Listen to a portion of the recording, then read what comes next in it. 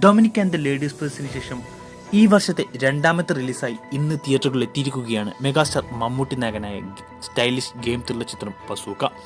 Genre കൊണ്ട് പ്രഖ്യാപന നാൾ മുതലേ പ്രേക്ഷകരും ആരാധകരും വലിയ പ്രതീക്ഷയോടെ നോക്കിക്കണ്ട ചിത്രത്തിന് മികച്ച റിപ്പോർട്ടുകളാണ് പ്രേക്ഷകരിൽ നിന്നും നിരൂപകരിൽ നിന്നും ലഭിച്ചുകൊണ്ടിരിക്കുന്നത്.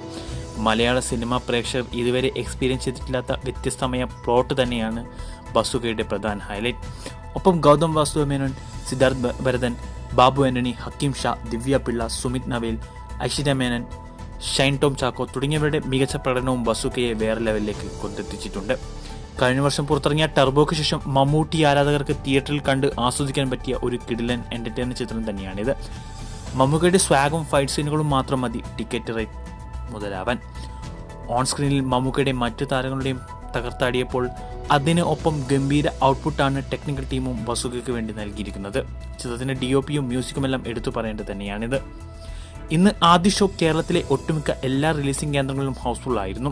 ഇപ്പോഴത്തെ ചിത്രത്തിന് പോസ്റ്റർ റിപ്പോർട്ടുകൾ കൂടി ലഭിച്ചതിനാൽ ഇന്ന് ഈവനിംഗ് ഷോ മുതൽ വലിയ തിരക്ക് തന്നെ തിയേറ്ററിൽ ഉണ്ടാവുമെന്നാണ് പ്രതീക്ഷിക്കുക. എന്തു തന്നെയായാലും ബസൂക്ക കാണാനുള്ള പ്രേക്ഷകരുടെയും ആരാധകരുടെയും കാത്തിരിപ്പ് വെറുതെയായില്ല എന്ന് തന്നെ പറയാം. സിനിമ കണ്ടവർ നിങ്ങളുടെ അഭിപ്രായം കമന്റ് ചെയ്യൂ.